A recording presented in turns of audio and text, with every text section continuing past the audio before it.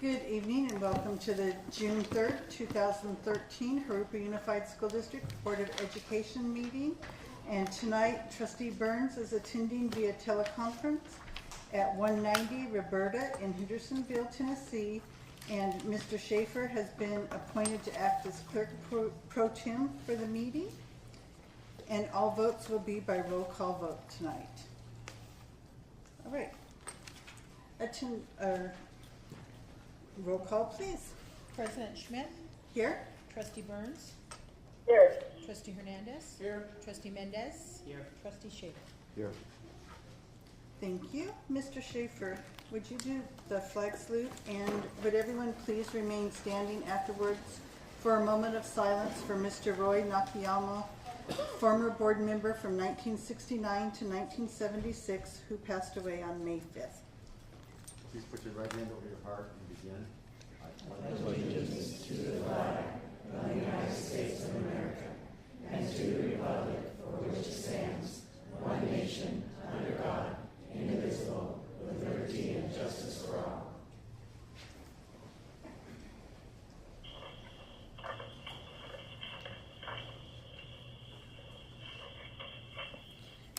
Thank you. And the board would like to express their condolences to Mr. Nakayama's family and friends. Next, we'll report out from closed session. Mrs. Elder? Yes, thank you. We're pleased to announce that the board voted in closed session to appoint Joan Loretzen as the next coordinator of early childhood education.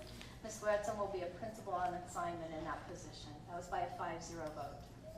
The board voted by a 5-0 vote to accept the resignation agreement of employee number 053103.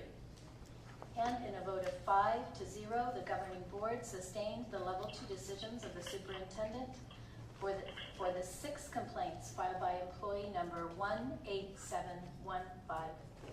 Thank you. Thank you. And I have one more emergency item to bring up. After the posting of the agenda, the board received an urgent request from Trustee Burns for an extension of time for her to be out of state due to her husband's unexpected illness and surgery. If the board would like to discuss this matter in open session, pursuant to section 54954.2 of the Brown Act, the board must make findings that this request came to the attention of the board after the posting of the agenda, and that there is an immediate need to take action on the matter. This finding must be approved by at least 4 of the board members. And we will vote now, and then if we vote to hear it, or we vote to put it on the agenda right now. If we vote to put it on, then we'll do it after the presentations before the before the consent calendar. Thank you. I'll make a motion to put this on the agenda to approve extension of time out of state for Trustee Burns to be discussed in open session. All right. Thank you. We have a motion by Mr. Schaefer, a second by Mr. Hernandez. Roll call vote, please. President Schmidt. Yes. Trustee Burns. I think I should abstain. Trustee Hernandez. Yes. Trustee Mendez. Yes. Trustee Schaefer. Yes. Thank you. 4-0 vote. We will be discussing this in a few minutes. All right. Next, we have the welcome to the 2012-13 high school yearbook representatives. Mr. Dabrowski. Thank you. We have our high school yearbook representatives here tonight. So we're going to start with Harupa Valley High, Carmen Marquez, Yesenia Amesqua, and Amanda Montes. Are you here? Can you step forward? Carmen's the one who made it tonight. Okay.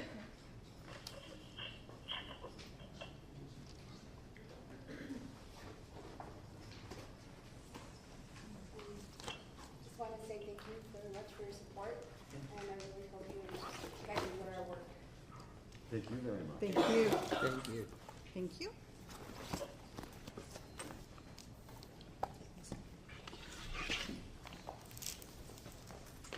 Okay, and from Patriot High School, Megan McDonald and Muhammad Ali.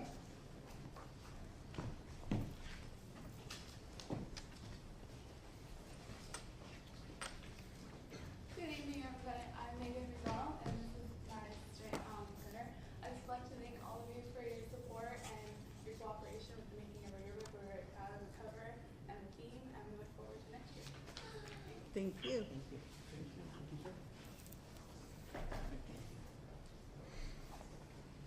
Thank you.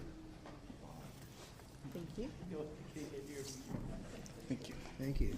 Please keep this. Thank you. And our Rubidoux High editor and assistant editor were unable to be here tonight. They were out of town, so we have a very capable stand-in, Mr. Hanson, present the yearbooks. On behalf of Rubidoux High School, I want to thank you for all your support. And as you know, this is a student-driven program, and so I can have each of you with the Rubidoux High School yearbook. Thank you. Thank you. Thank you.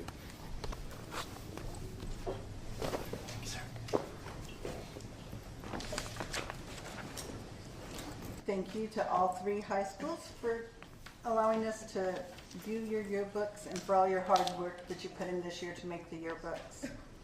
Next, we'll recognize the 100 Mile Club top runners. Mr. Frosty. Thank you. Okay, is Carol Lubin in the audience? Nope. Okay. Well, I just wanted to come back at the end of the year. We talked earlier in the year about the 100 Mile Club. We had 10 of our elementary schools participate this year. And the way, as you recall, the 100 Mile Club works is that students commit to walking or running 100 miles during the school year. You're going to have to kind of talk closer and louder. Is it? Yeah, there you go. So with the 10 schools, we just wanted to take the time to recognize, there we go, the students who have worked very hard this year and the head coaches. Were any of our head coaches ever able to make it tonight? If so, could you stand?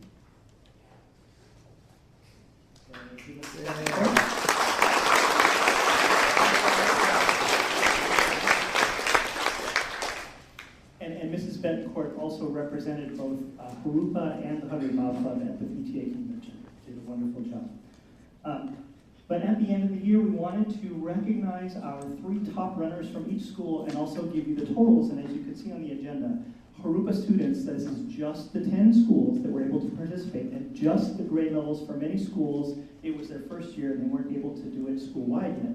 But Harupa students ran or walked 171,719 miles, which is 6.9 times around planet Earth, or 70% of the way to the moon. So we just want to say that we're really proud of the coaches and the students for all the work that they did.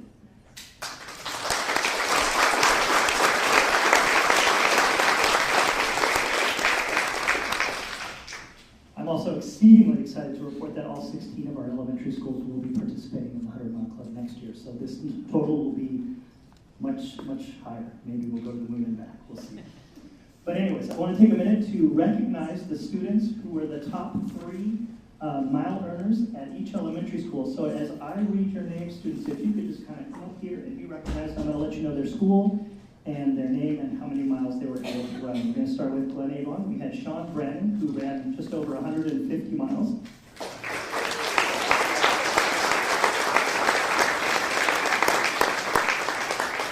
Tanner Jackson ran 172 miles.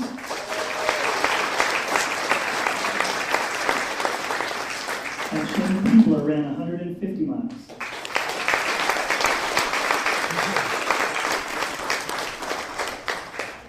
At Granite Hill, Damian Lopez ran 150 miles. At Anna Arbuckle, Joanne Dunn ran 141 miles.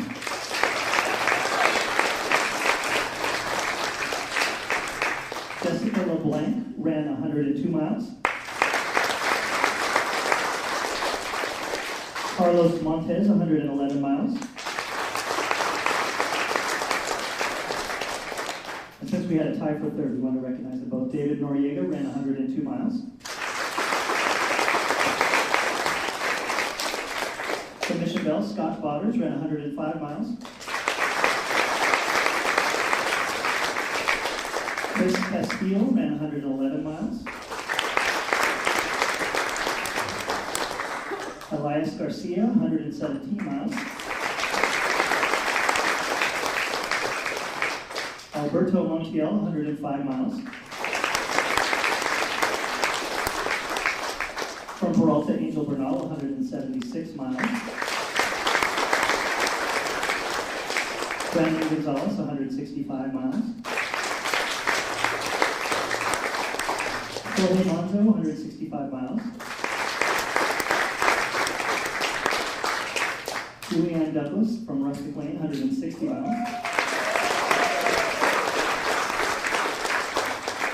Walter Lopez, 210 miles.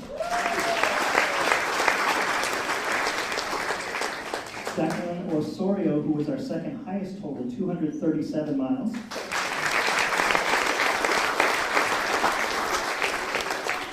From Sky Country, Rosa Felix, our number one earner, 280 miles.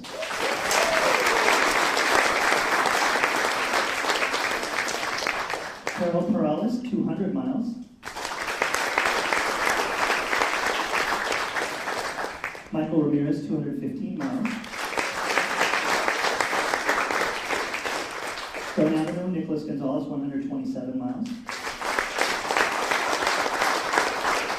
Myra Juanoka, 123 miles.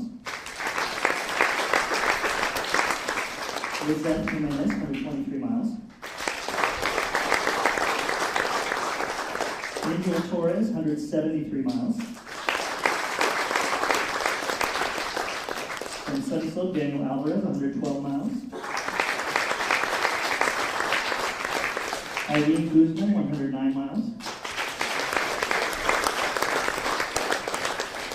Miguel Oropesa, 112 miles. From Tromp, our third highest runner, Jorge Estrada, 216 miles. Anthony Moore, 168 miles. Paige Moore, 175 miles. Gabriela Sanchez, 181 miles. From West Riverside, Vanessa Valero, 25 miles.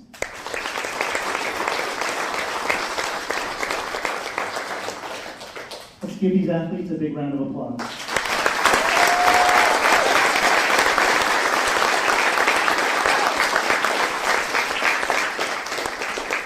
I know if Sarah were here today, she would say to these athletes that your goal for next year should be to run at least 1 mile more than this year. You guys think you could do that? All right, thank you very much.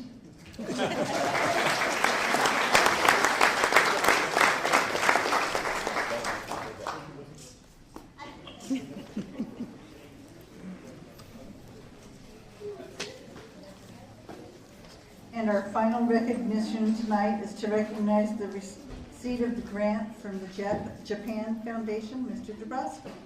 Thank you. The Japan Foundation recently notified us that they are awarding a grant in the amount of $981.35 to support the purchase of teaching materials for the Japanese language program at Patriot High School, and that will go towards materials for Japan 3, which is a course you'll be looking at later on in the agenda. A copy of the notification is in your documents. Thank you very much. Next, we will move to public verbal comments. And I want to remind everyone that the public speakers have a right to their own opinions, and neither board members nor staff will be responding to those opinions. The district's silence should not be mistaken for agreement, but simply to avoid legal entanglements and or to protect the privacy of situations that may involve lawsuits, employee discipline, or dismissal. Please be assured any serious allegations have been or will be investigated thoroughly, and any responses from the board will take place during board member comments. I want to remind everyone also that tonight's meeting is recorded both on tape and by video. And we'll start with Sylvia Hoquin.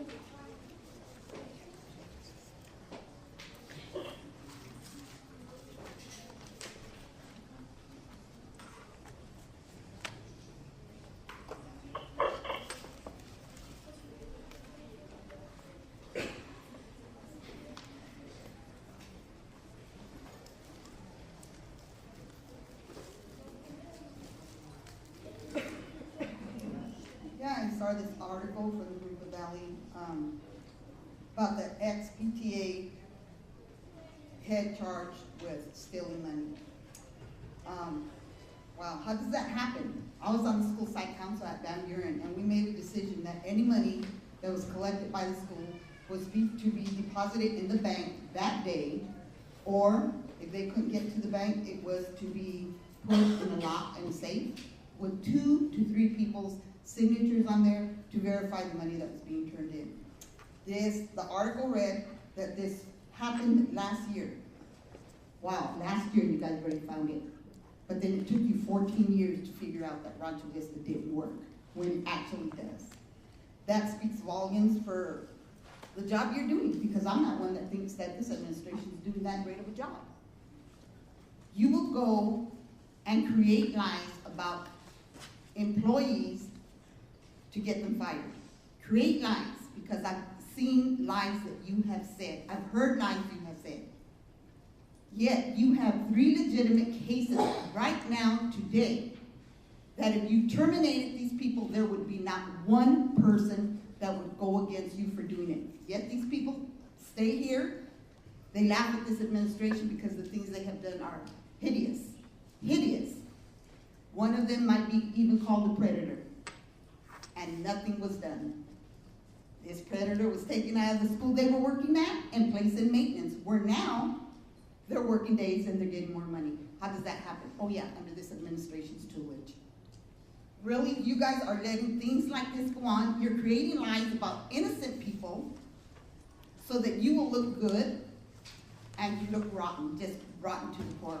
How can you go after innocent people that don't do nothing, that you don't even have proof to back your allegations, yet 3 people that would be legitimate, that the law would stand behind you for firing, are getting paid more money for the things they do?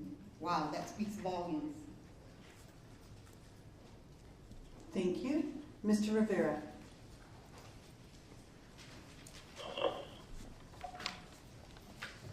Good evening, ladies and gentlemen. I had 6 complaints that had been brought to your attention earlier in closed session. I'd like to pass out those. Can you just hand it to me? Yes. Thank you.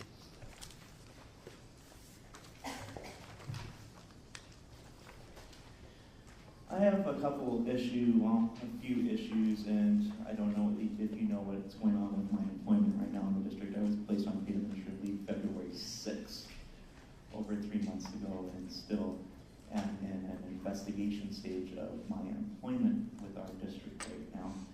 And I'm very concerned for my employment and all of those things. First of all, I'd like to just state the first top copy is a letter from Mr. Duchamp saying that my complaints were untimely in the level 2, but they weren't untimely in the level 2 because they were sent on April 25th, 2013, when they were supposed to be due, but he said he didn't receive until April 26th. But if you look at the certified copy, because that's how I send things, and you receive stuff from me, certified mail, they got here on time. And that's the kind of stuff that I've been dealing with through this whole entire process with the district, is untimely things, and then them saying I'm untimely when they are timely, or dates being wrong, or names being wrong. And then, my career's on the line here, and things are wrong. And I'm very scared.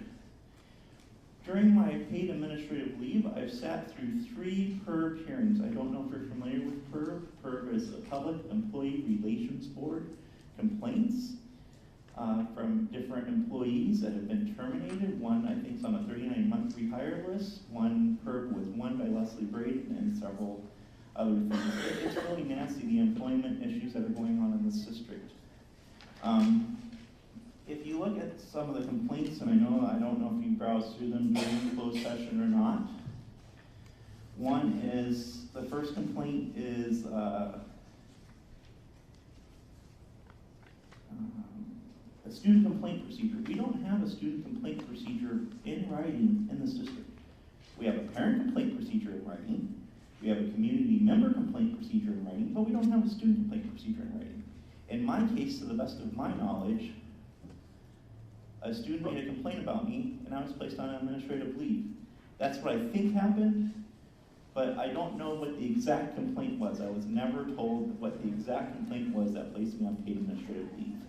Which leads me to my second complaint. There is no process or procedure for paid administrative leave.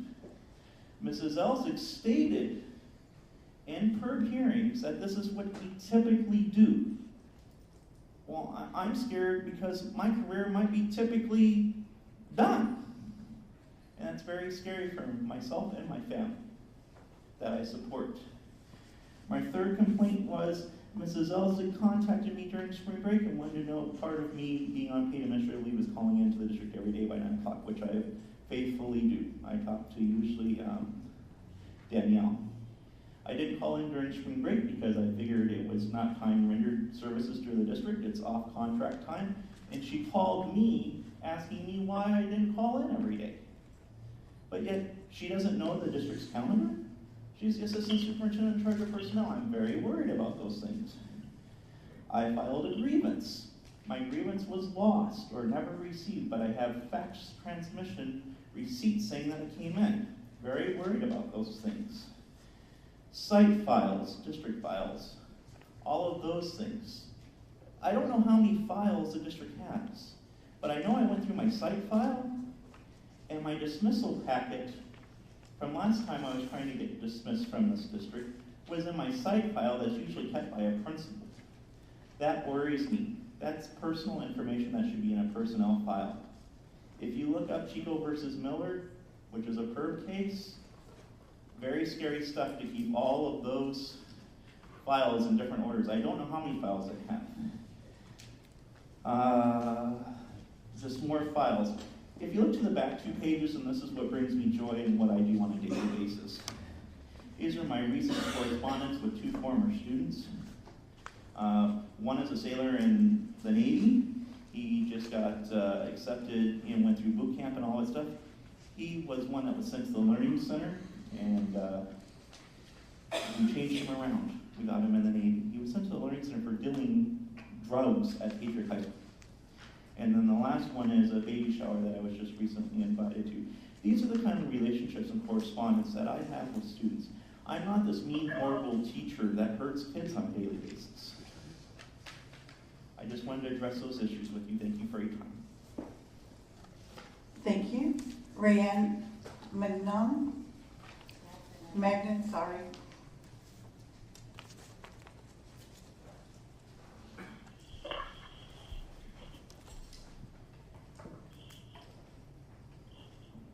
Good evening, President Schmidt and board members and Mr. Duchan. I'm coming before you, like I did last year, to give you the results of the principal survey that the teachers take. And I'm actually coming before you as the new NEAJ president. John Vigras got a staff position with Citrus Bell Uniserve, and he sends his greetings. Today was his first day. Just as a reminder, these surveys are not evaluative. They're just surveys. There are 20 statements based on the standards that they are evaluated on. And teachers get a chance to fill those surveys out. And we look at 2 things: participation rate, which we want it to be as high as possible. We're looking for at least 2/3 to 70%. And then we look at the highest scores. Principals have received plaques, and we proudly hang them in their offices. I had a principal email me and ask, how did I do? And so I gave this principal the results, and they emailed back and said, no plaque. And I said, well, your school only had about 56% participation. And that principal was kind of sad. Now, the data that we collect is confidential, and you're the only ones that see the binders with all of the data, except for myself. The site rep has access to only their own site, and they do sign a confidentiality clause statement, and they do not share the results. I will tell you our results this year. We honor 3 principals. From Indian Hills, Victoria Joe will receive a plaque. From Hurricane Valley High School, Mike West, and from Peralta, Catalina Shacks. And I'm going to hand you the binders with the results now. Thank you very much. Thank you.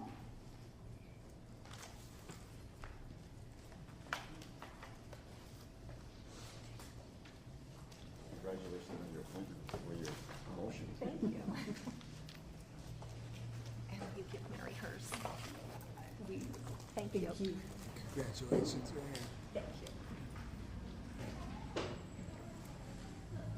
All right, next Next, we will move on to administrative reports and written communications. Item A is to review approval of the 2012-13 second interim financial report. Mr. Gill.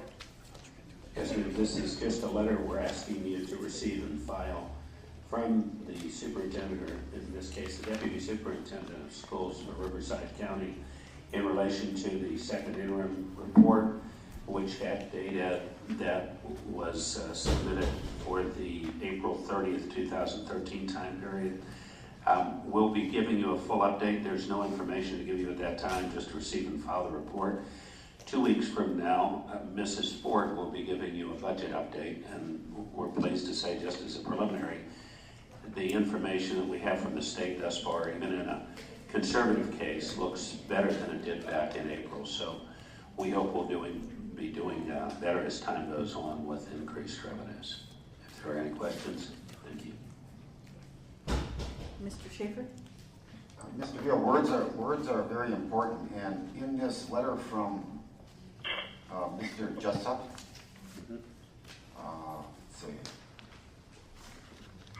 page 3, 4-A, page 3, it says other key assumptions. Now, it says total expenditures and uses exceed total revenues in all 3 fiscal years. Wouldn't that put us in a negative position? Not when the board passes a resolution which authorizes the district to take any and all actions to balance the budget, sir. If you wouldn't have that resolution, it could well put you in a negative position.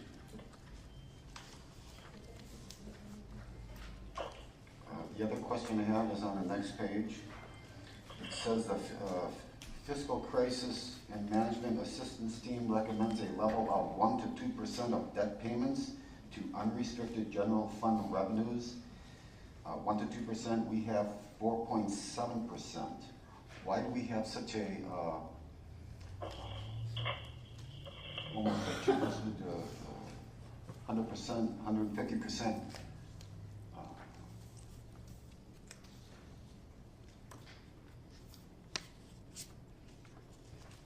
I'd be glad to, that'll probably take a little bit of putting together some data and going through the debt service that we do operate under every year, and we can make that a piece of the briefing we're going to give you 2 weeks from now. So I prefer to give you a very comprehensive answer to that in 2 weeks' time. Okay. Thank you. I just had a question also briefly on page 2 under the funded COLA. The statement the district has yet to develop a contingency plan. Is that submitted with the next budget revision, or is that a required aspect in the process? It's very much standard language, sir, the date. And the COLA, now it looks like we will get it, where at one point we thought it was 1.65. Now it's 1.56 for next year, and the 2 subsequent years are higher than that. But basically, it's language. So much of this letter is language that goes out to almost every district, and close to half the districts in Riverside County submitted qualified declarations, and they were affirmed by the county. But I think this is just something that they put in there as a standard. What we do for contingency language is say that we will negotiate with our 2 unions, and we'll take any and all necessary steps to balance the budget. Thank you. Any other questions? All right, item B, non-routine student field trip and out-of-state travel request to South Korea. Mr. Duchamp.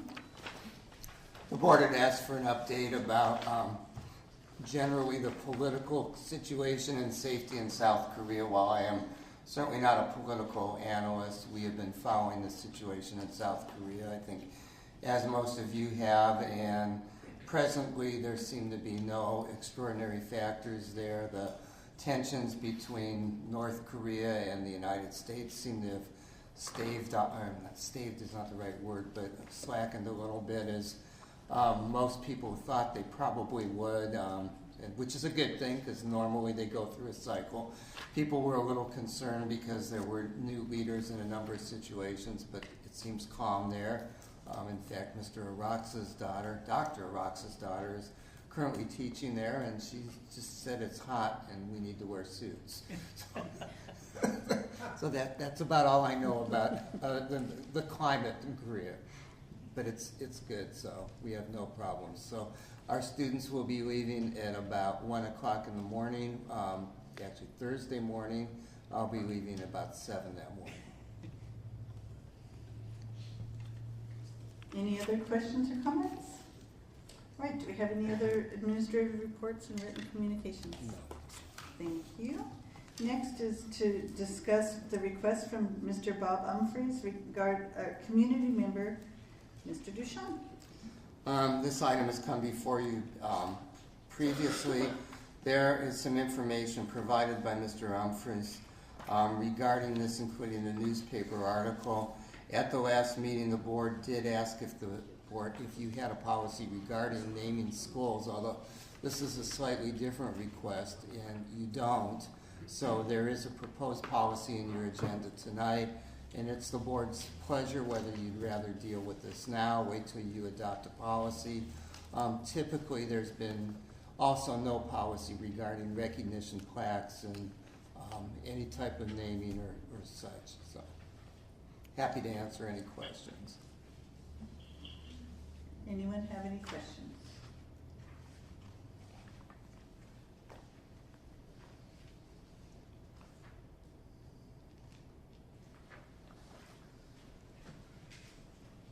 Does the board have any direction at this point? No. That would be my question.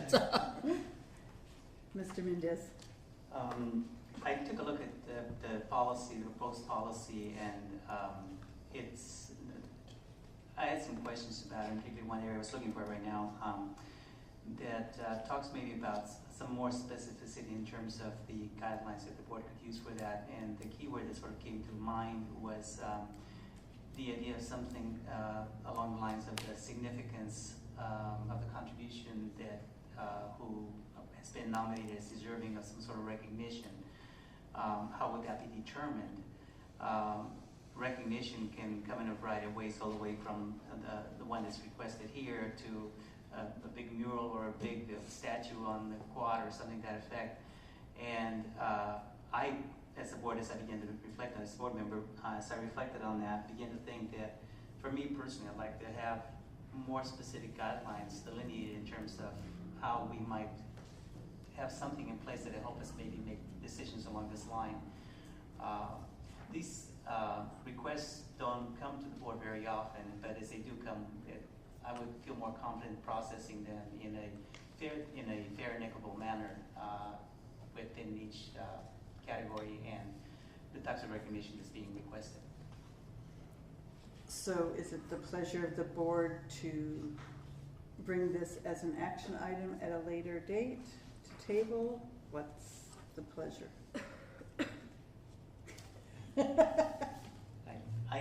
I would like to... And I'm not talking to just well, you, Memo, I'm talking to everyone. What I personally would think would be helpful for me as a board member would be to take a closer look at the policy itself. Okay, well, right now we're not talking about the policy, though, but when we get to the policy, then we can talk about that. Right now, we need to just discuss Sorry, this, but no, that's okay, but it Madam goes along. President? Yes, Could we please move this item after the discussion on the policy? That'd be helpful. if that's the pleasure of the board. I see one head nodding. Okay, it looks like it's a 5, so we will move this item to discussion after the policy, after discussion on the policy. Thank you. Thank you. All right, next we will move to a public hearing session and hold a public hearing on proposed use of the flexibility transfer of categorical funds SBX 3-4 and ABX 4-2 for the 2013-14 school year. Mr. Gill, did you want to add anything?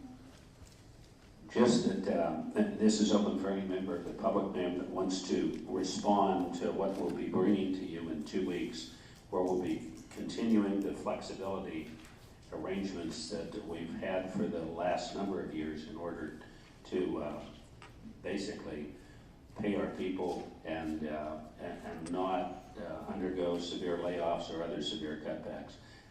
The state government has given us the opportunity to flex an awful lot of restricted areas or areas that were otherwise restricted, and we will be proposing that 2 weeks from now. And it's just to give any member of the public, if they want to talk about those particular programs, they have an opportunity to do so. Thank you. Thank you. And at this time, I would like to open the public hearing session on the proposed use of the flexibility transfer of categorical funds for the 2013-2014 school year. Are there any comments from the public? Seeing none, at this time, the public hearing session is now formally closed. And now, before going to action items, we will hear on Mrs. Burns' request for the emergency item. Are there any questions or comments? Mr. Schaefer. I can understand the request. Mrs. Burns, I hope everything is all right there. I do not, what is the law on this? I can hardly hear you. The question was what the law is regarding this. If Mrs. Burns were to be out of state for more than 60 days, the board may grant for an indefinite period of time leave so long as there were a medical emergency that would, and that includes family medical emergency or situation that would prevent her from returning to the state. At this point, again, because of her husband's illness and surgery, he will be unable to travel and she needs to tend to him for, I don't know, at least, I'm not going to venture, but longer than the next board meeting. What would be the definition by law of indefinite? Well, she's not asking for indefinite. No, are you asking me for a time frame, Mary? Some sort of a time frame? No, are you asking me for comment? I intend to fly back to the July meeting. Okay, so your 60 days would end June 16th. So you're looking at one. I think so. Yeah, so. Like a 2 weeks. So, yeah, just over 2 weeks. So about 15 days. Is it allowable to make a motion to extend it 30 days, even though she'll be back in the 15, allow her that Yep. extra, Yes. just in case something Right, has happened? right, that would. So extend it 30 days, so from 60 to 90, would that work, Mary? Yeah, that works for me. Okay, I make a motion that we extend it from 60 to 90 days. Second. Okay, we have a motion and a second. Roll call vote, please. Any other discussion? Roll call vote, please. President Schmidt? Yes. Should we ask him? Abstain? Yeah. Let her. Let him abstain. Yeah. Trustee Burns? Abstain. Trustee Hernandez? Yes. Trustee Mendez? Yes. Trustee Schaefer? Yes. Motion passes 4-0. Now we'll move to action session and approve routine action items by consent. Items A, 1 through 8 as printed. Make a motion to approve. Second. We have a motion by Mr. Schaefer, a second by Mr. Mendez. Yes. Mr. Dubrowski on the Patriot question I had earlier. We were able to hear back from Patriot, and they indicated that it was a typo, that the area where it indicated 4,000 should have read 4,500. Okay. Thank you. So do we need to make a correction in the, That would be item 7. on what page? Oh, on page 7, item 7? Item 7.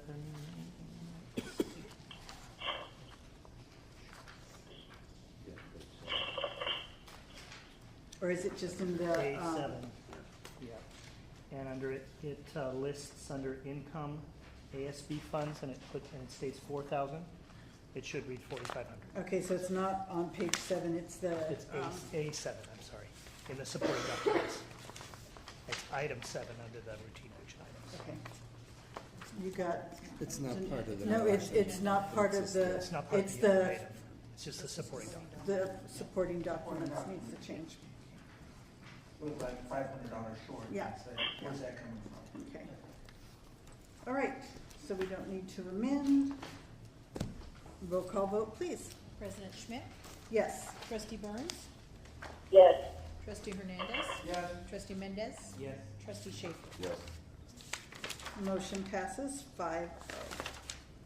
Item B, adopt resolution number 2013-44, authorize the temporary transfer of funds held in an appropriate fund or account to the general fund.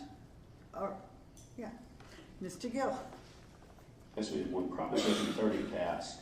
Although it was a good thing for education as a whole, one of the things ended up doing was deferring monies that went into what was called the EPA, or the Education Protection Act. What that means is some monies that we thought were coming in to help us with cash flow, like other districts, did not arrive in time. We're going to be receiving a significant sum of money on or about June 27th.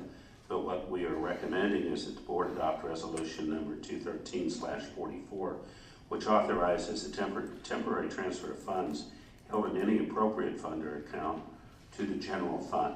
So basically what this means is we've asked you to do this before, but for a limited amount of money and a certain amount of funds. I believe the last time it was about 2.8 million. This just authorizes us to do anything until we get that money in, which will definitely be for the 1st of July, so that we can pay all of our bills, including our payroll. Thank you. Mr. Hernandez, did you have a question? No. Mr. Schaefer? That significant amount, will that be about 2.8 million like before? No, the significant amount is the amount that we're getting in cash from the state. It's over $20 million. That's significant. But no, it is, but I'm saying that that's the significant amount. But it's, the 2.8 was what we asked to borrow between funds the last time we came to you. But we only had authorization to borrow that 2.8. We didn't put an indefinite amount on it. So we need to have a little bit more, so we need to have your authorization just to have whatever it takes to balance funds until we get the next cash payment in, which will be the end of June. Now that doesn't violate, in that letter from JUSD, that doesn't violate that. It prohibits the district from issuing non-voter approved debt, but that has nothing to do with that. This has nothing whatsoever to do with that. Mr. Jessup happens to be very much in support of that, because for a while we frankly thought we might need to borrow money from RCOE, but we do not need to do that. So he is perfectly fine. We've discussed this with him, both the superintendent and myself, and he's absolutely fine with this action. Thank you.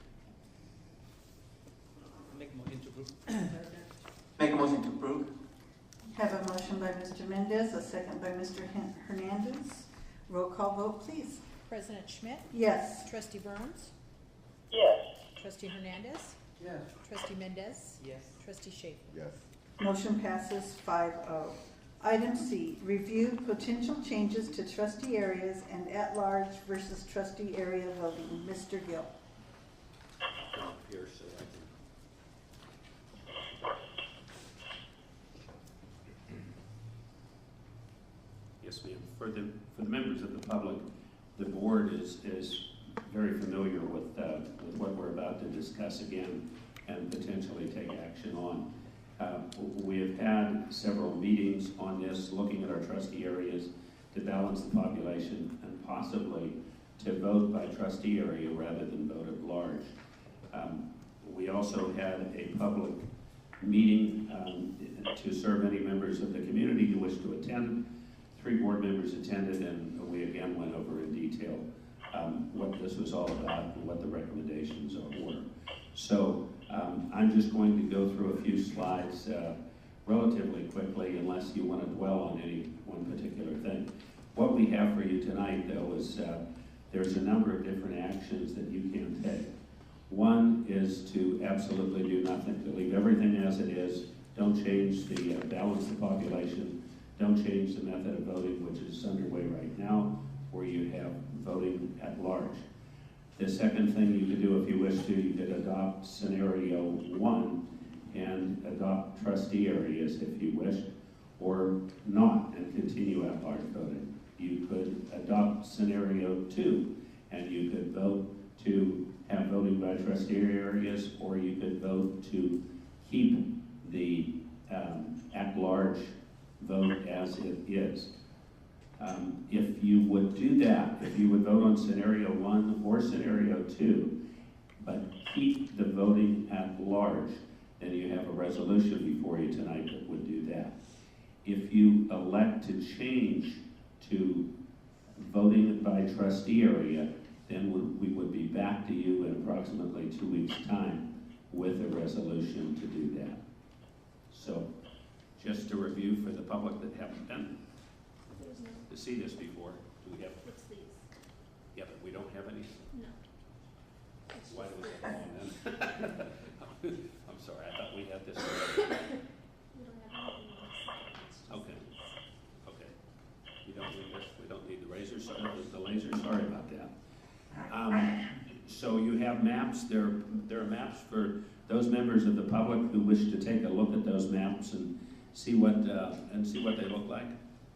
Oh, we have the overhead. Yes.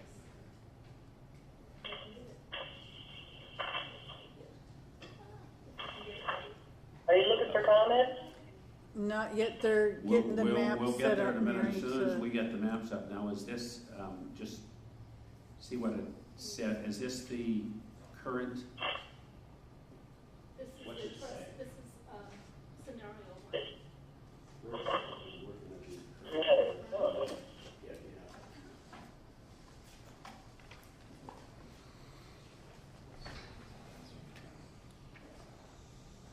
So for the board, which knows this, and for members of the public who may or may not, we have 5 trustee areas, and we've had those areas unchanged for a significant period of time. The trustee areas are now out of balance population-wise. So what this shows is just where the various trustee areas are at the time. If you put up scenario 1, Paula.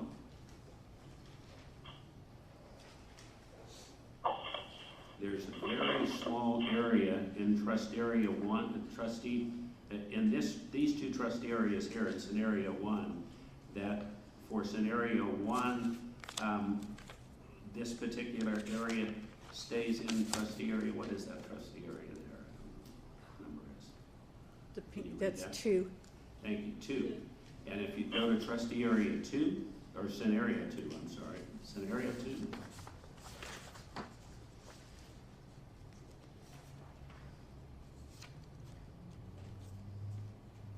So the difference is the size.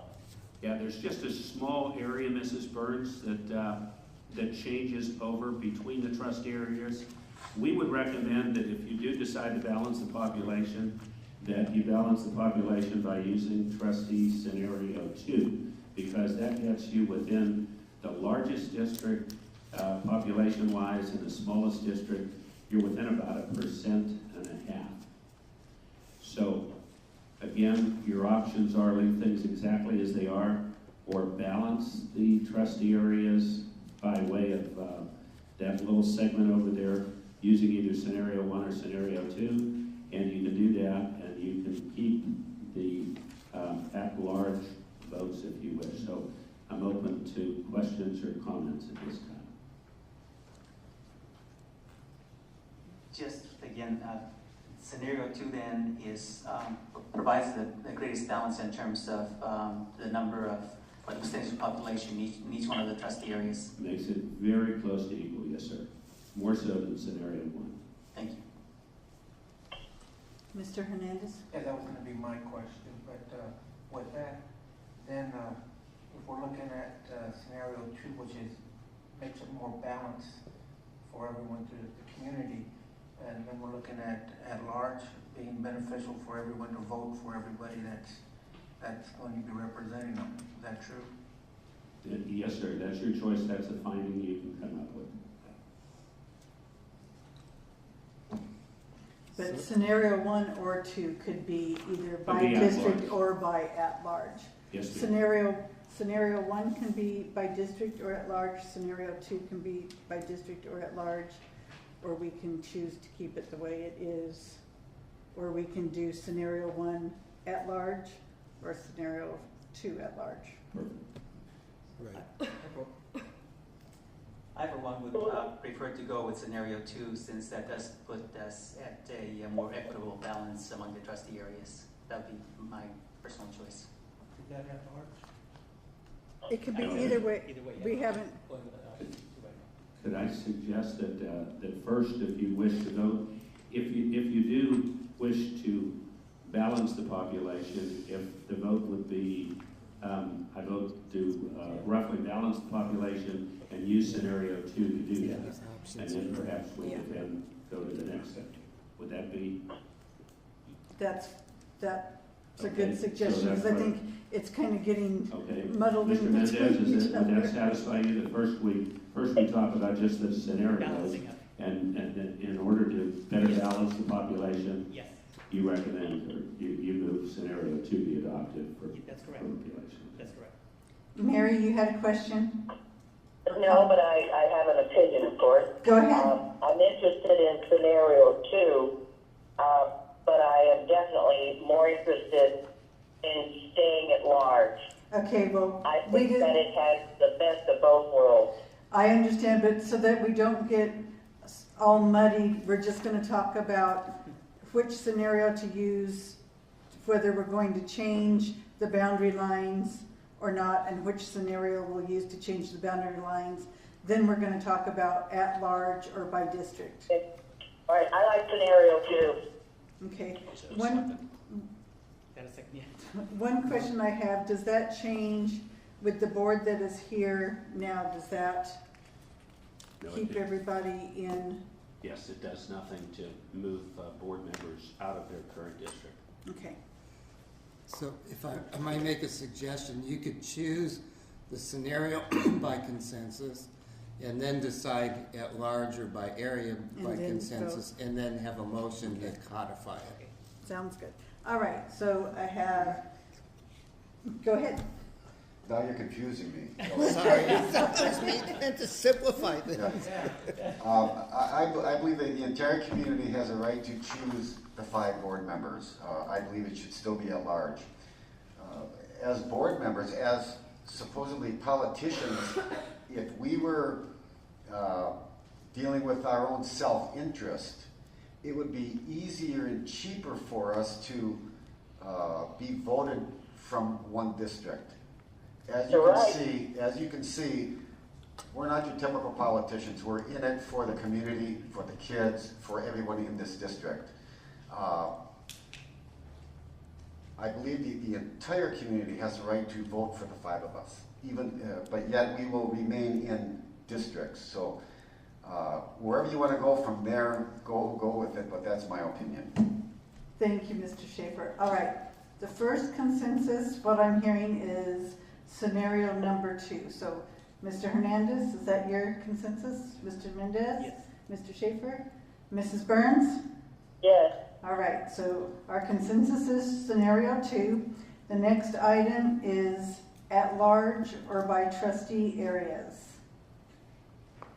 Anyone have, Mr. Schaefer's voiced his opinion. Mr. Mendez? Yes, And so did I. Yes. I'm in favor of at large. Thank you, Mary. I remember at one of the prior sessions when we were discussing this as a board, Mr. Schaefer, if I correct if I'm wrong, but I think you mentioned who would be disenfranchised, or whose voting rights would be violated, correct? Right, discriminating. And so I went back and took a look at the law, and really the law was designed to ensure that the Federal Voting Rights Act was being appropriately administered throughout the country, really, and throughout the state of California in this particular instance. Because unfortunately, there had been cases in which they had in which findings took place where districts had practiced what is called racially polarized voting patterns, which in fact wound up disenfranchising some voters, and which minimize opportunities for what they refer to as protected minorities to have an equal opportunity to elect representatives to school districts in this particular case. And so really what we're looking at here, in my mind, is not really making a decision to go along with any sort of state mandate or court decision. It really is up to us to determine on the basis of our own district what's in the best interest of our own district. And the reason that these cases surfaced in other districts and lawsuits were filed was, again, because these practices that were unfair practices were found to be taking place. They also took a look at, for example, at patterns in prior elections, how many representatives of these particular minorities had served on particular boards, and in some instances they found that there hadn't been any. So looking at all that information, because initially when I saw this and we began discussing this and I began to hear about districts considering going this direction 2 or 3 years ago, I was supportive of that and felt that it was probably a good thing to do. As I have recently delved deeper into looking at this, I think that in our particular district, that I can see have no history of any of the violations or anywhere near the violations where lawsuits priorly took place, in which districts had those situations. And within our community, I think it's up to us to continue just to do things the right way in terms of ensuring that our voters do have the best means of electing the best representatives that they would like to have serve on the board. That's a long way to say that I am not in favor of maintaining trustee areas and voting at large. I think that we need to be held accountable to voters in the entire district and not just in one particular section of the district. I think that would, in some instances, maybe have a tendency to lead into a focused, narrow vision of just being more concerned with the trustee area where baby voters elected you rather than looking at the needs on a district-wide basis. That would be one of my biggest concerns that I would have. As Mr. Schaefer said, it would be much easier. At first I got excited, wow, if I look at running again for another term, it'd be nice just to focus in one little area instead of putting signs all over the place throughout the district. But I think that it'll serve our district better to have representatives that are held accountable district-wide. And I think still ensuring within ourselves here that we have an equal opportunity for everyone to whose vote can serve as the basis for electing the trustees in our district. So I'm in favor of voting for this trustee area, by trustee area, as we have been in the past, but voting at large. Okay. So you are in favor of at large, not by trustee area? Yes, for voting. Okay. Mr. Hernandez?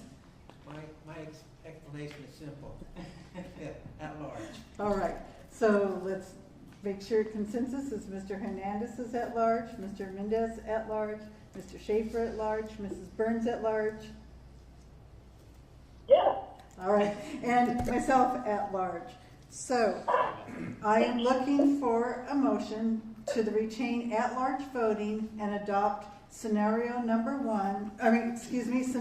2, trustee area map, and adopt resolution number 2013-46. I might as well make the motion. Thank you. And do we have a second? Second. Have a motion by Mr. Mendez, a second by Mr. Hernandez. Roll call vote, please. President Schmidt? Yes. Trustee Burns? Yes. Trustee Hernandez? Yes. Trustee Mendez? Yes. Trustee Schaefer? Yes. Thank you. Next is item D, authorized solicitation of bids for paper. Mr. Gill. Yes, ma'am. We just need to go out, and this is for all sorts of paper, from copy paper to line paper, graph paper, etc. And we want to go out for a bid, and we'll make those bids piggybackable so that others can use them. So administration recommends the board authorize staff to solicit bids for paper. Make a motion to authorize solicitation of bids for paper. Second. Have a motion by Mr. Schaefer, a second by Mr. Hernandez. Roll call vote, please. President Schmidt? Yes.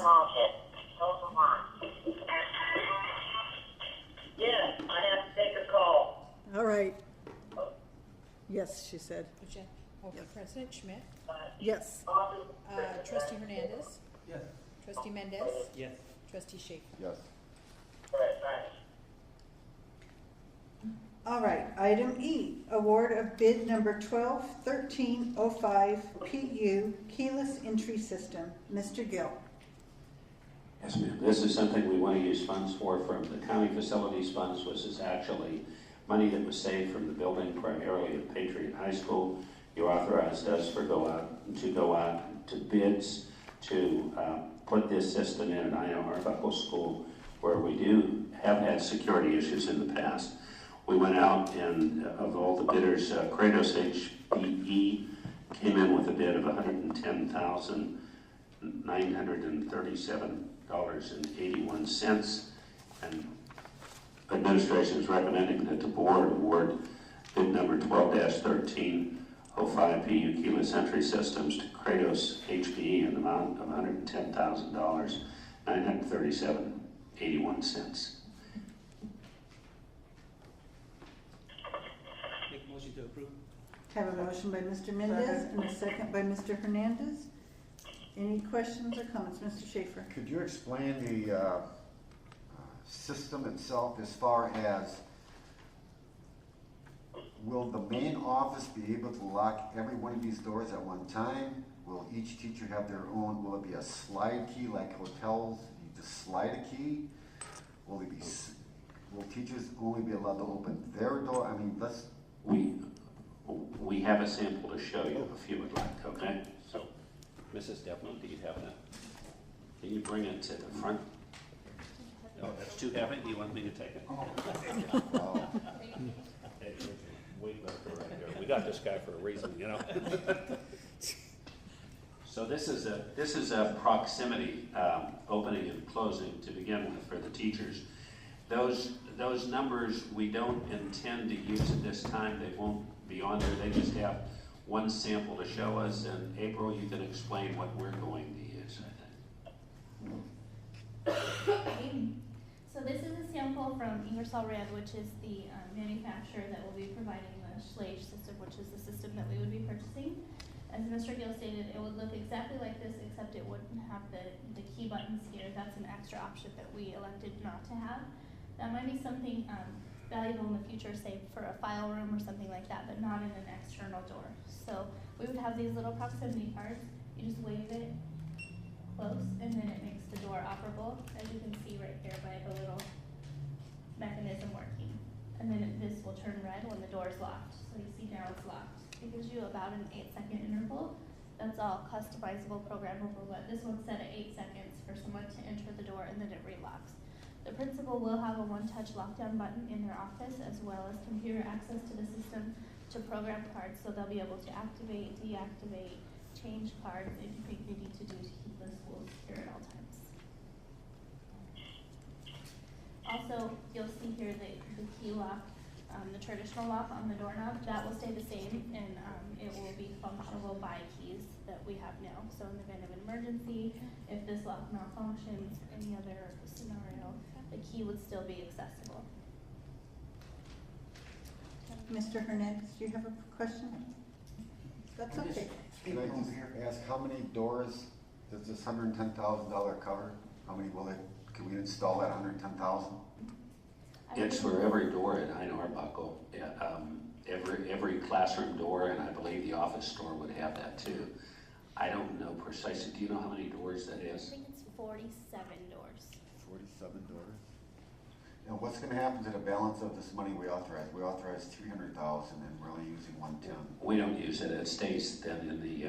Go back to the fund where it came from. Yes, sir. It doesn't come out of the fund that it came from.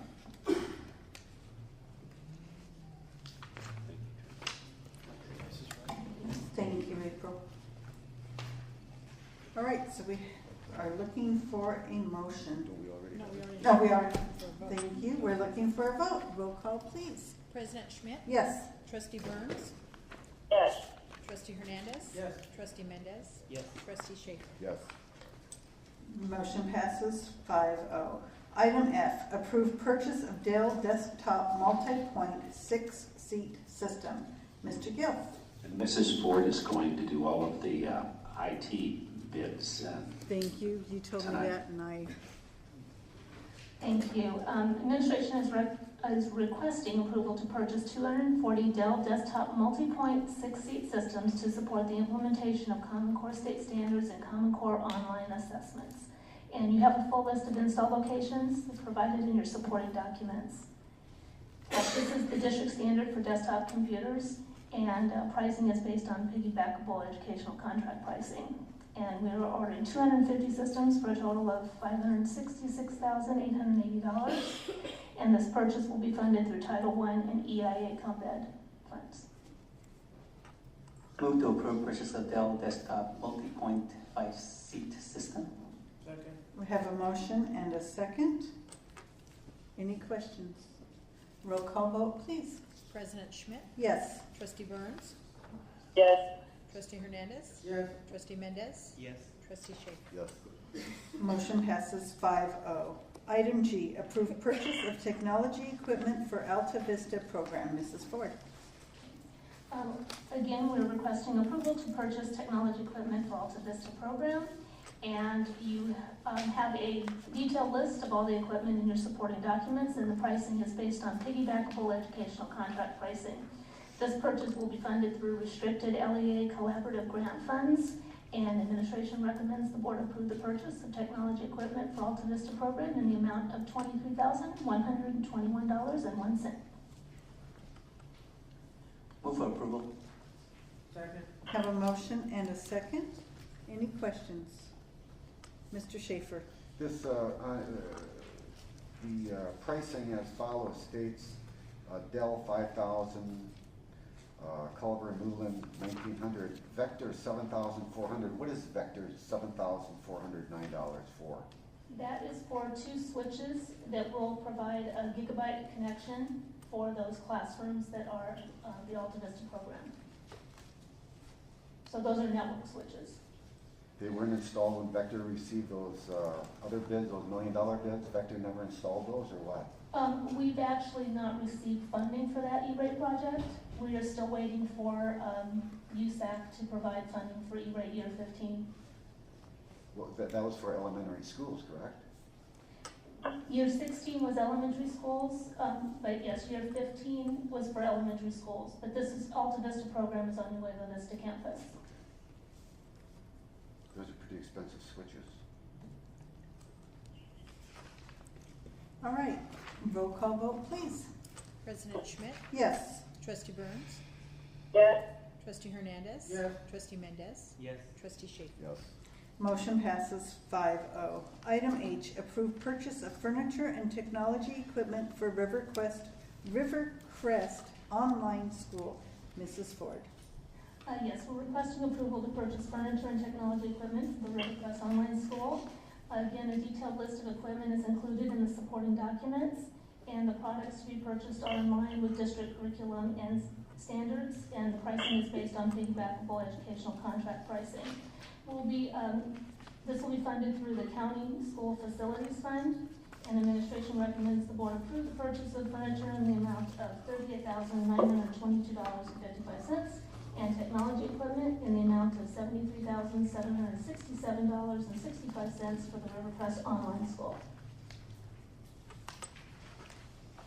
Move for approval. Second. Have a motion and a second. Mr. Schaefer? I just have a comment on the furniture. Tonight we got over $100,000 in furniture purchases, new furniture purchases. With our ADA dropping in the last couple of years as it has, what's happening with this surplus furniture? Because I'd rather see a student sitting in a slightly used piece of furniture or desk with a new computer than a new desk and no computer. So we're spending over $100,000 tonight for furniture. Do we know at all of our sites the surplus furniture, the surplus desks that we have? Can't we utilize that? I mean, we've lost so many students. Yes, I'd sir. rather have this money spent on computers or other IT. Whoops. Yes, sir. We do. I get your drift, so to speak. We do review that, completely review it. The first thing we do is look, and we have all of our custodial staff, the head custodians at each site, take a look and see what excess furniture they have. The first thing we do is try and replace broken furniture with excess furniture at other sites, and we do that. This is above and beyond all that. Some of this furniture is not just replacement furniture, even though you'll see another item that says replacement furniture, but some of it's really new furniture where things actually aren't working well, or we need more. For example, there's computer tables that we need that we're buying because we're getting more and more computers and we have to have those in the schools. So, but to answer your question, the short answer to your question is we review everything we have, all the inventory at every site, and take a look at it. And it's not just the head custodians, but it's our chief custodian who's going around and ensuring that the head custodians are doing their job as well to make sure they distribute any excess furniture that they have. Let me just ask you this final question. If we've lost 600-800 students in the last 2-3 years, where are those desks? Where's that furniture they were occupying? They might be in other in other schools, in other classrooms. They might be in special ed. We've lost that in the general public. We'd also picked up 100 more special ed students this year over last year. So you're saying that if there's surplus furniture, we're going to use it, and we need this? Yes, sir. We do take a look at it, and we scrutinize it, and in fact, on this particular furniture buy, I had both Paula Ford and April Devlin sit down with me and go through that entire list and see what it looked like after the custodians and the head custodian had scrubbed that list. And you know, on many occasions we spoke to principals as well who were requesting something new or something different. And there's also teacher chairs, for example, that periodically need to be replaced that's in that furniture list as well.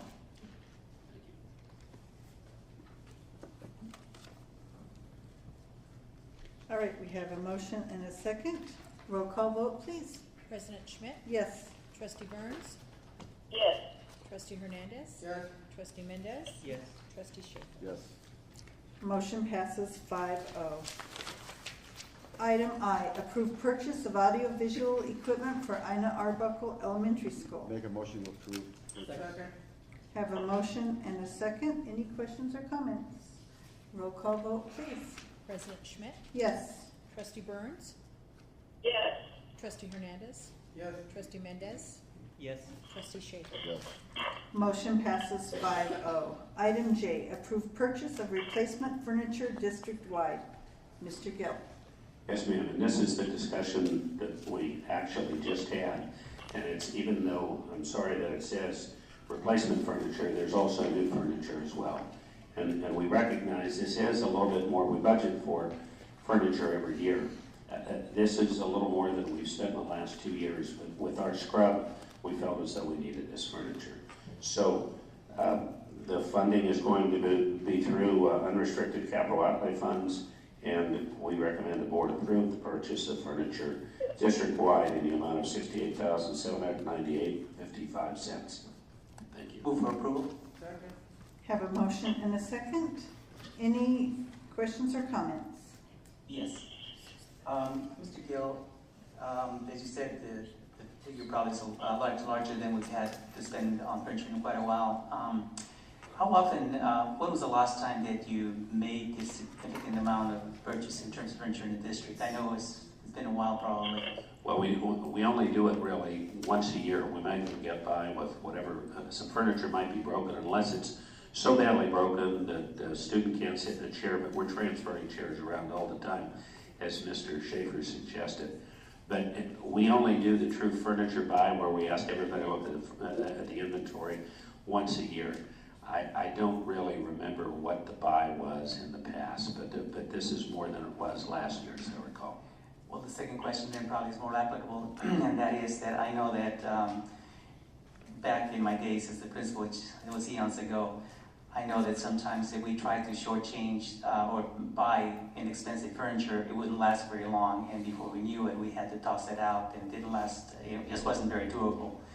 I'm noticing now that some of the furniture that at least we seem to be getting now, seems to be longer lasting, and sometimes it's worth paying a little more to make sure we don't have to wind up replacing it in half the time. So thank you. Yes, sir. Thank you. And just along those lines, there was a particular item that came to our light where we could have looked like we had much sturdier furniture, but it cost significantly more.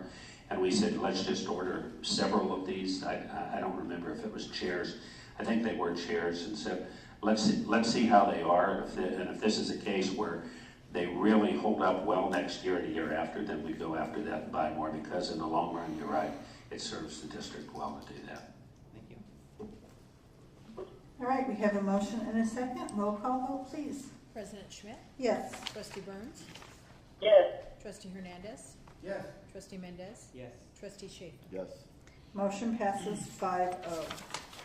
Item K, approve purchase of the Hewlett-Packard ProBook 6570B notebooks for Rustic Lane Elementary School. Make a motion to approve purchase. Second. Have a motion by Mr. Schaefer, a second by Mr. Hernandez. Questions or comments? Roll call vote, please. President Schmidt? Yes. Trustee Burns? Yes. Trustee Hernandez? Yes. Trustee Mendez? Yes. Trustee Schaefer? Yes. Motion passes 5-0. Item L, approve purchase of shade shelter for Peralta Elementary School. Mr. Gill. Make a motion to approve the purchase of a shade shelter at Peralta. Second. Have a motion and a second. Questions or comments? Roll call vote, please. President Schmidt? Yes. Trustee Burns? Yes, yes. Trustee Hernandez? Yes. Trustee Mendez? Yes. Trustee Schaefer? Yes. Motion passes 5-0. Item N, approve CIF representatives for comprehensive high schools. Mr. Dabrowski. Thank you. By Ed Code, CIF requires the board approve the school's representative for CIF. This gives them the authority to vote on issues that impact athletics at the league and section level. With the exception of Rivercrest Preparatory High School, who doesn't have an athletic director, our athletic directors serve in that role. So we recommend that you approve Mark Gard, the athletic director for Rupa Valley High School, Ray Morisnik, athletic director for Patriot High School, Ed Luna for Rubidoux High School, and Luis Murillo, the principal from Rivercrest Preparatory High School, as the CIF representative. Move for approval. Have a motion. And I will second. Mr. Hernandez. I don't think you have a second, do you? I just Oh, seconded. you second. I'm sorry. I can do that when I want. Very good. I didn't hear you second, so that's okay. Mr. Hernandez. Madam President, is there any way we can separate these names out and vote on them individually? It's up to you. You can. It's consensus of the board. Because the way they're put, you know, that they're all equal and everything else, but there's concerns of certain representatives. And I would rather vote on it individually, that way people are able to identify, hey, there's some concerns here, or if we have to vote everybody in, then my vote will be no for everybody. But that's it. So. All right, that's the consensus. Mr. I have a question first. Go ahead, Ben. This is a requirement, right, that every school will have a representative? Yes. And so if we were to take this path of action and we would decide that a name on this list, the board doesn't feel it should be on there, what would happen?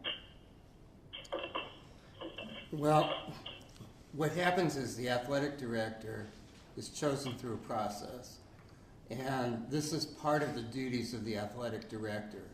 So essentially, by not approving a person who's an athletic director to do this, they couldn't carry out their duties, or you'd be paying them not to do certain parts of their duties.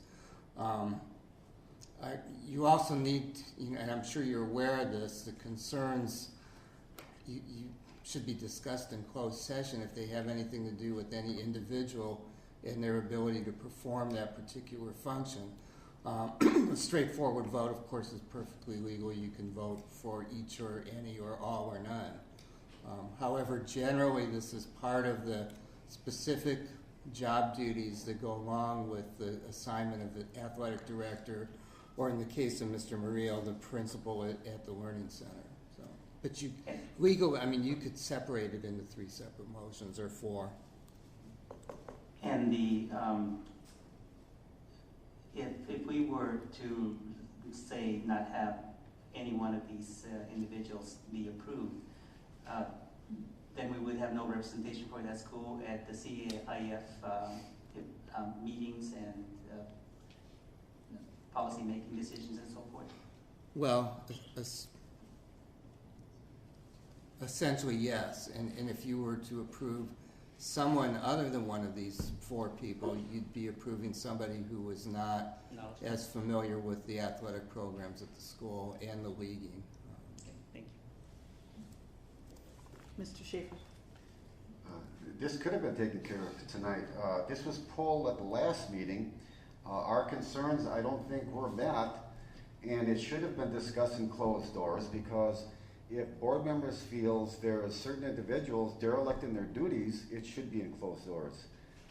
Is there a way we can take this back to closed doors tonight and resolve it, or at the next board meeting? Because it should have been discussed in closed doors, and it was brought up to the administration at the last meeting, and it just came back the same way, all for one or one for all, and now we can vote separately, but it's going to be embarrassing to individuals on that list. Can I make a motion to hold this item We would recommend for the next meeting, or does that endanger CIS? That's what we were talking about right now. We need to move forward. This should be done post haste. These people need to undertake their duties, and they're doing scheduling throughout the year. Let me respond to Mr. Schaefer. While there were concerns voiced privately, there was no request for an agenda item, and essentially to deprive a person of their required duties would be disciplinary, and that person would need to be told that you were taking potential action. I'm not sure how to respond, because no one, the only, I really don't know how to go there, because you're talking about an extra duty compensation assignment. These people have been selected for next year through the process at the school. This is not the selection of the person for that. If you vote to say John Doe is going to be the CIF representative at Rubidoux, Mr. Luna is still the athletic director at Rubidoux.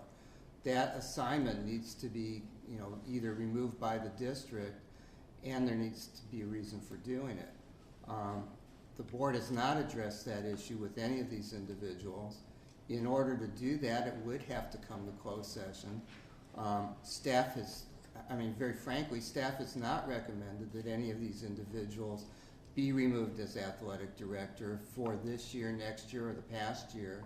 I recognize that there may be some concerns on the part of individual board members, but it really, there's a contractual process for dealing with extra duty assignments. We have to follow the contract to simply remove it, and in fact, we're getting into an area that's where if you then remove the ability of one person to do their job, it's potentially grievable that the other people would say, well, we don't have to do that either because you've now changed the assignment.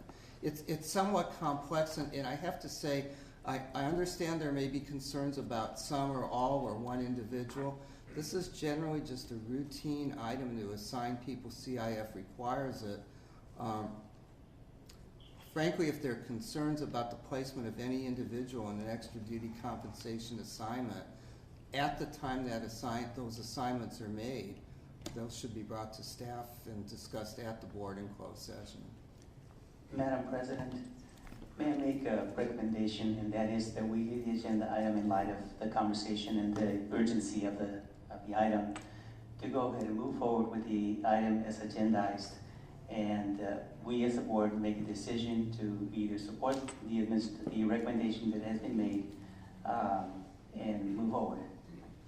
Yeah, and I'd like to echo that there's also the possibility that if you separate it and individually vote on this, again, because you're talking about an assigned duty, if you vote differently, let's say you vote 3-2 for one, 4-1 for another, 2-3 for another, they each would have a potential grievance to the board. I mean, we really should avoid that.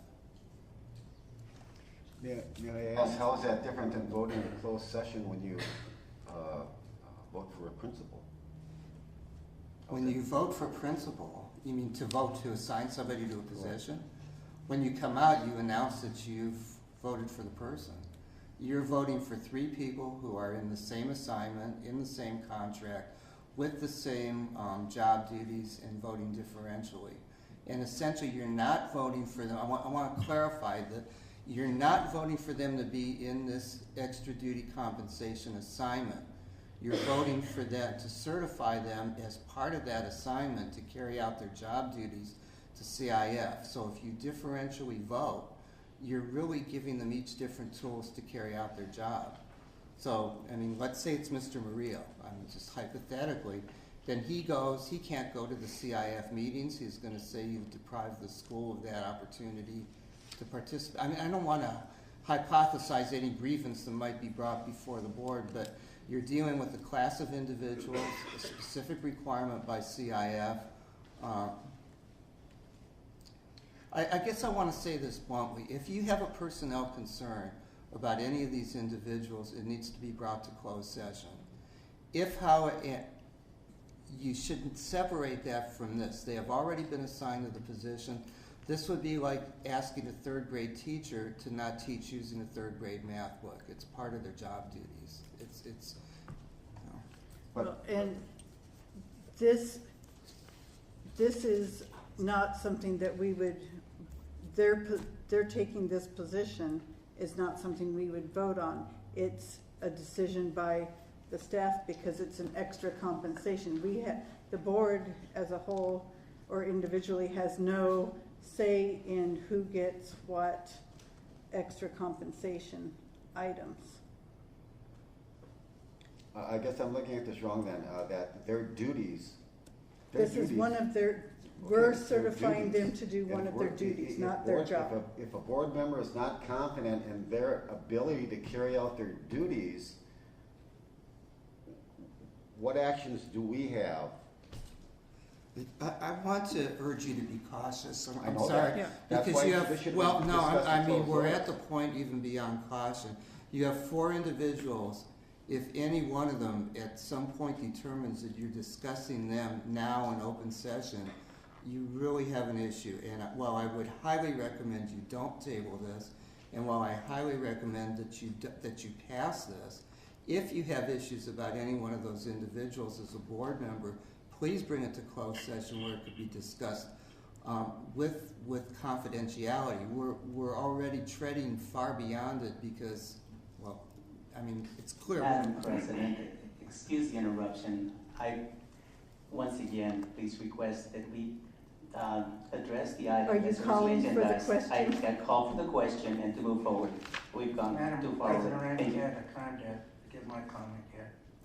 Well, we've called for the question. There is a motion and a second that are in place. Yes, remove those. No, we don't. Yes, do, because now you have to vote on calling for the question. Yeah, absolutely. Okay, yes. You need a motion to call for the Yes. question. We're going to vote on the question. Yes. Not discussion. No, there is currently a motion and a second on the floor for the item. But you call for the question, and the Yeah. question means that you're going to be, that you want to end discussion and go to the motion. Correct. Right, no, And you have to no. vote on that. May I clarify? My intent was not to end discussion. I did not want to go into near discussion. It is not allowed of discussing items that are only in closed session. That's my only concern. Other than that, people may speak their mind as they wish. May I clarify? Yes. Just as parliamentary procedure, no individual can call for the question and end debate. You can make a motion to end debate and call for the question. That requires a second and then a vote of the board to do that. So until that vote, no. There was not. You know, Mr. Mendez may make a motion to call for the question. If there's a second, then that vote becomes the primary vote. The vote on the first motion is subsidiary, and you vote on the calling for the question first. I will second Mr. Mendez's motion. So you have to call for that question or discuss that. Okay, did you call for? I called for the question. Okay, so we have a call for the question by Mr. Mendez, a second by Mrs. Burns.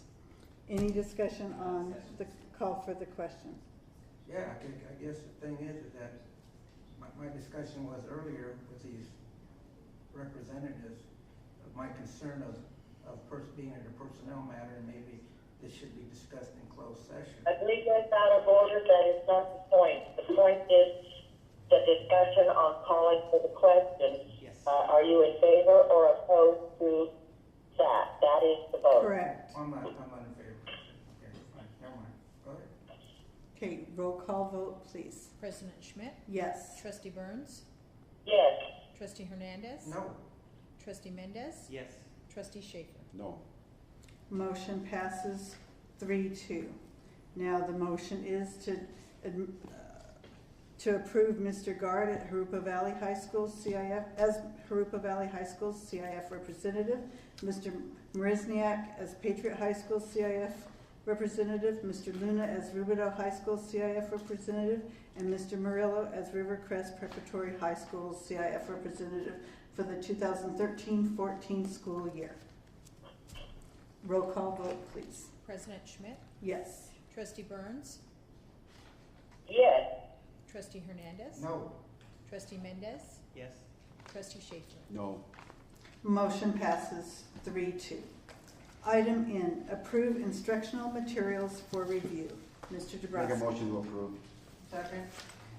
I have a motion and a second. Any questions or comments? Roll call vote, please. President Schmidt? Yes. Trustee Burns? Yes. Trustee Hernandez? Yes. Trustee Mendez? Yes. Trustee Schaefer? Yes. Motion passes 5-0. Item O, approve new high school course plans. Mr. Dabrowski. Make a motion to approve. Second. I have a motion and a second. Questions or comments? Roll call vote, please. President Schmidt? Yes. Trustee Burns? Yes. Trustee Hernandez? Yes. Trustee Mendez? Yes. Trustee Schaefer? Yes. Motion passes 5-0. Item P, approve kindergarten acceleration request. Mr. Dabrowski. Make a motion to approve. Second. Have a motion and a second. Questions or comments? Roll call vote, please. President Schmidt? Yes. Trustee Burns? Yes. Trustee Hernandez? Yes. Trustee Mendez? Yes. Trustee Schaefer? Yes. Motion passes 5-0. Item Q, adopt at a first reading revised board policy and administrative regulation 1312.3 uniform complaint procedures. Mr. Dabrowski. Thank you. We recently went through a federal program monitoring review, and one of the items we found that needed to be corrected was the language in our uniform complaint procedure. As you can see in the proposed changes, there were very few changes, some new language based on some new regulations and the addition of national origin. But we're asking that you adopt it at first reading because of the need to submit that revised policy to the state to correct that FPM item. I make a motion to approve.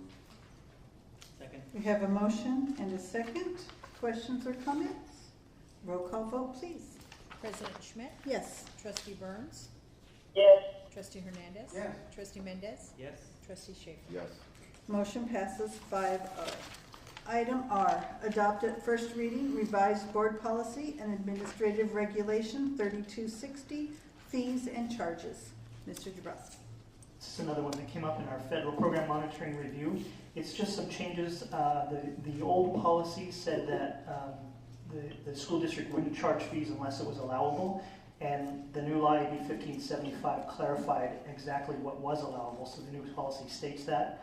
Also, the new law, SB 1016, requires the district to charge a fee to families in a part-day preschool program, and it also clarifies that. So we're asking you to adopt that at first reading. Thank you. Have a motion, and I'll second. Questions or comments? Roll call vote, please. President Schmidt? Yes. Trustee Burns? Yes. Trustee Hernandez? Yes. Trustee Mendez? Yes. Trustee Schaefer? Yes.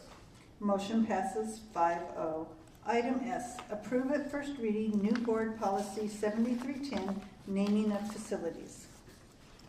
Well, as the board is aware, this is an issue that's been brought before you for the past couple of meetings in one form or another. I would ask that as you look at this, this is CSBA's recommendation for various criteria that may be used for naming of facilities, even granting memorials, but there are a number of practices in the district. You certainly can add any local flavor you wish to this, any of your own criteria as board members, as not individual ones, but as a board.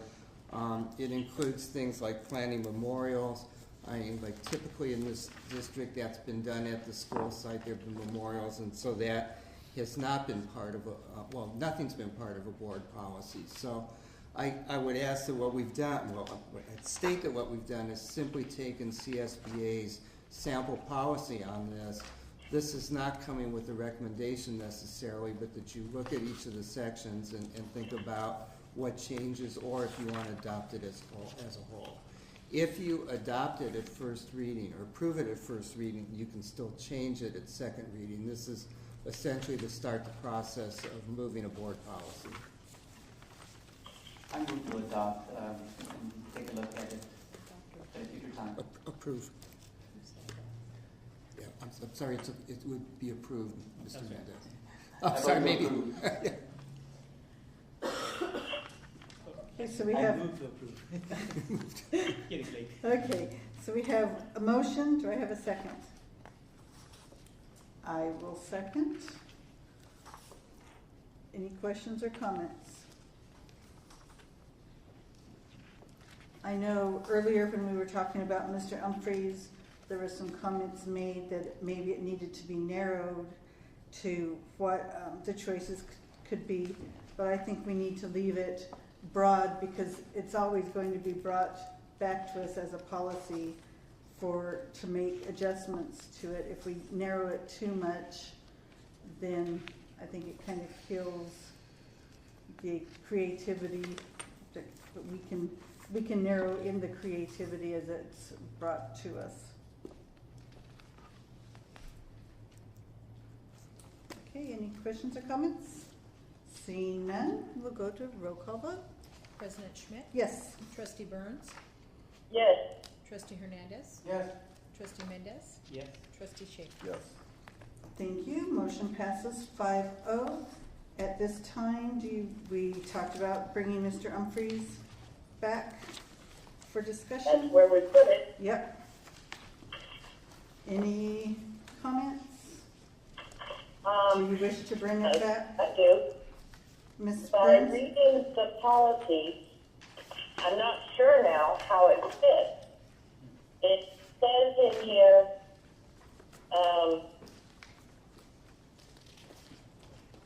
he's not naming, he's merely putting a plaque in there that recognizes the fact that he wanted to name Haruba Valley High School Patriot, and instead Patriot got Patriot, and somebody else claims they were involved in it as well. I have no problem with that family putting up a plaque to give that man some credit for coming up with the name Patriot School. But it just states that he wanted it at Haruba Valley.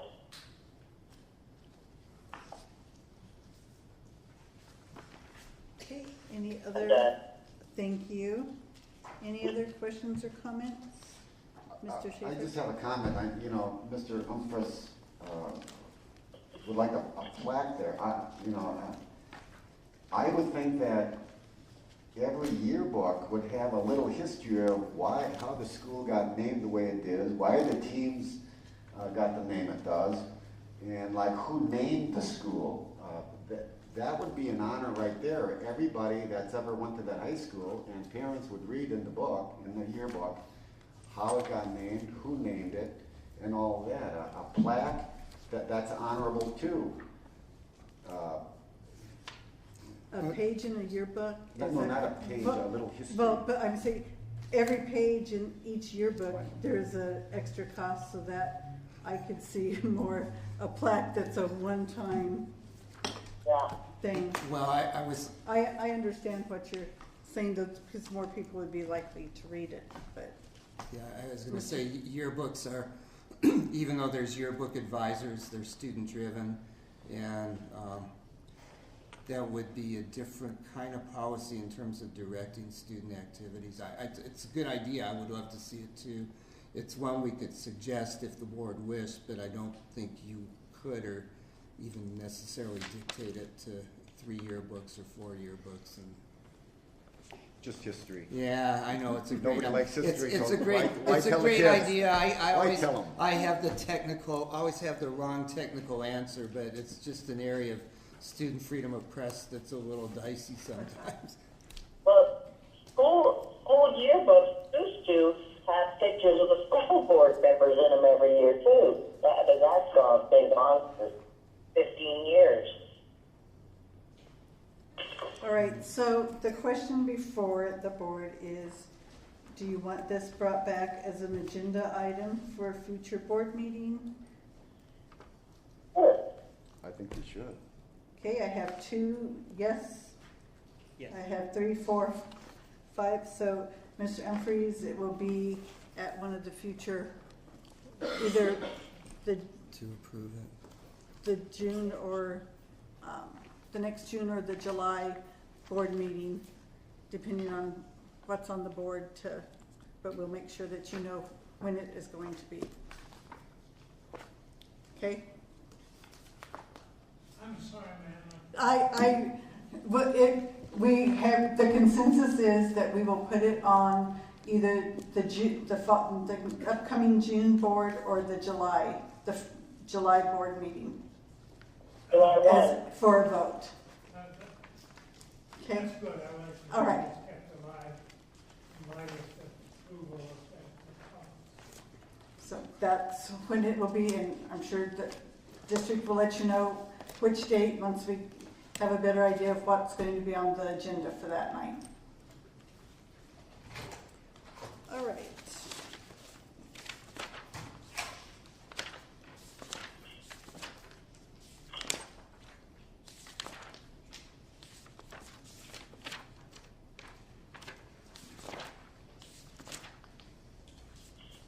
We are on item item T, and we will take a 5-minute break till we have a complete board up here. We had a board member step out for a minute, Mary. Okay.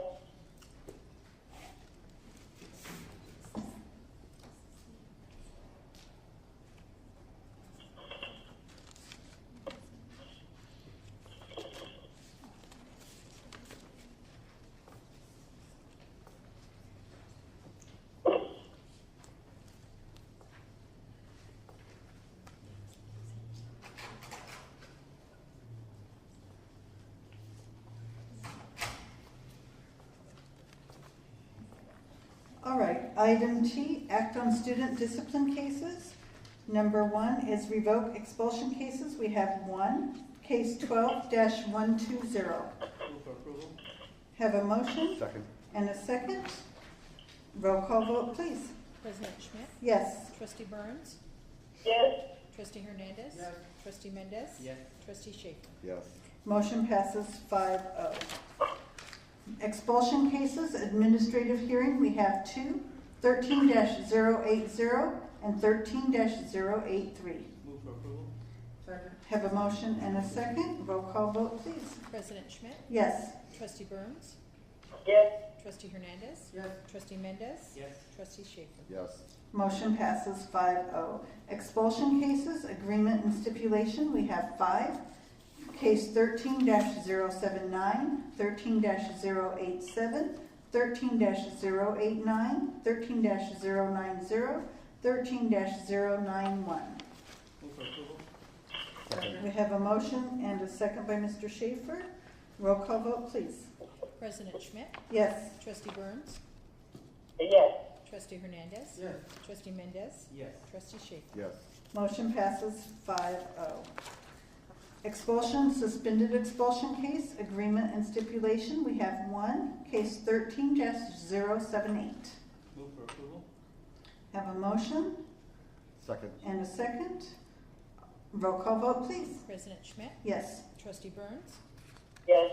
Trustee Hernandez. Yes. Trustee Mendez. Yes. Trustee Schaefer. Yes. Motion passes 5-0.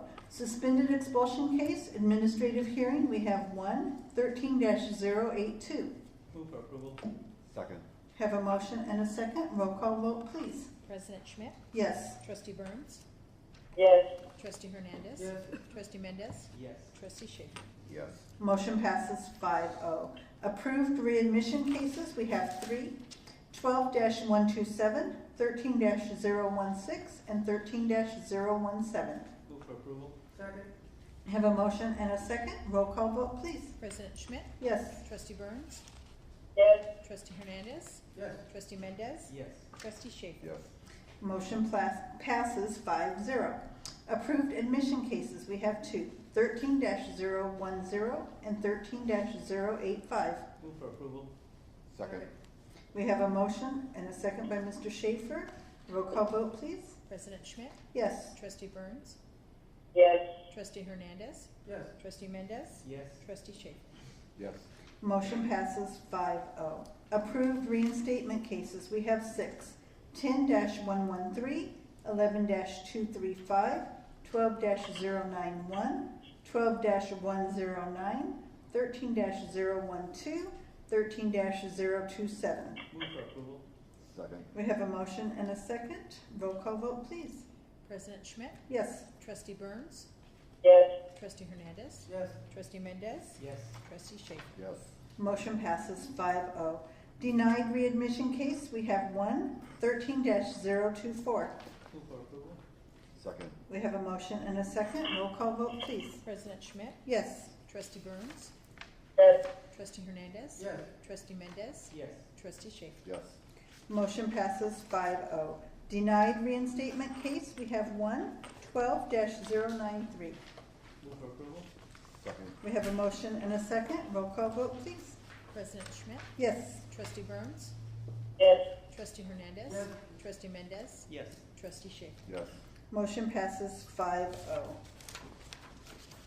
Denied readmission, suspended expulsion cases, we have seven, 10-149, 12-065, 12-089, 13-031, 13-032, 13-040, and 13-044. Move for approval. Second. We have a motion and a second. Roll call vote, please. President Schmidt. Yes. Trustee Burns. Yes. Trustee Hernandez. Yes. Trustee Mendez. Yes. Trustee Schaefer. Yes. Motion passes 5-0. Item U, approved personnel matters, approved personnel report number 18. Ms. Move Els- for approval. We have a motion Second. and a second. Roll call vote, please. President Schmidt. Yes. Trustee Burns. Yes. Trustee Hernandez. Yes. Trustee Mendez. Yes. Trustee Schaefer. Yes. Motion passes 5-0. Item 2, adopt 2013-2014 Declaration of Need for Fully Qualified Educators. Ms. Elzick. Thank you. Excuse me. This invitation comes to the board routinely each year. Historically, we have not needed to have many teachers under any kind of a waiver or emergency credential. It's possible, as we've seen the expansion of dual immersion in those classes this year, that we have a couple of teachers pending their BCLAD certification. They've taken the test and we think all will go well. It's possible we might have like 2 of those. Other than that, I can't think of anything at all. Move for approval. Thank you. We have a motion Second. and a second. Roll call vote, please. President Schmidt. Yes. Trustee Burns. Yes. Trustee Hernandez. Yes. Trustee Mendez. Yes. Trustee Schaefer. Yes. Motion passes 5-0. Item V, board member comments and committee reports. Mr. Mendez. It was just nice closing. It was nice to have been able to attend all the various awards recognition senior awards nights at the various high schools and also the high school graduations. Definitely a good time of the year to celebrate the success of our students, and wonderful to see their families and enjoying it, the success as well too. So thank you to all the staff for making that possible, and keep up the good work. Thank you. Thank you. Mr. Hernandez? Well, I'm Mr. Mendez. Anyway, yeah, got a great graduation. Great opportunity to go out there and meet the young people, and very well done at all the schools. I appreciate being there. We did have an invitation to an Eagle Court of Honor for Jade Robbins and Joseph Ridgely. Very good presentation, and it was nice to have a majority of the board there. And all the individuals were very appreciative of it. So, other than that, that's it. Thank you. Mr. Schaefer? I would like to thank the representatives from each high school for the yearbooks. These students in these yearbooks are beginning an amazing journey. Let's wish them well, let's pray for them, and maybe one will be president of the United States one time, soon in the future. We need someone to fix our rudder on our ship. I'd also like to congratulate those in the 100-mile club. I can't believe those kids running 100, 200 miles. That's amazing. If I were young again, I'd probably do it too, but I'm beyond that. It's not too late. Well, well, be careful. Don't worry about giving me one of those shirts. Maybe with a 1 mile check on it. I don't know. Those progress reports. You don't. They come at the beginning. I don't know if I live to it. I'd like attending attending the graduations and awards programs. I would like to continue, Mr. Dombrowski, with the questions I had concerning scholarships. For some reason, I feel one of the high schools really got short-ended. So I'd like to, I don't know what we as a board can do, but I'd like to see what those numbers are, and we'll continue on with that. So I will be calling you and ruining your summer. It's not ruining it. So anyway, Mary, hope all is well. Thank you very much. Thank you. Congratulations also to all the runners, to the yearbook staff. We always appreciate getting the yearbooks. Graduations were very nice, as always. And didn't see a lot of beach balls, not a lot of horns this year. It was very nice. And I mean, I realize that families like to celebrate and use those, but sometimes it can ruin it for others sitting around them. So we really appreciate that they adhered to the rules this year. And with that, Ms. Burns, oh, I forgot to ask you. I am so sorry. Ms. Burns, do you have anything you would like to add tonight? I'm very, very pleased that we now have 10 schools that have joined the 100-mile club. It started out with one little school at a meeting talking about health issues, and right at the moment, health issues are very important, specifically the heart, and running is something I am very pleased that we now have 10 schools that are doing it, and congratulations to all those kids that have made it to catalog 100 miles. That's really cool. And other than that, good meeting. See you as soon as I can. I'll fly in if I need to for the July one. All right, thank you, and good luck to all those going to Korea. May they have a safe trip and return safely. And with that, we will adjourn.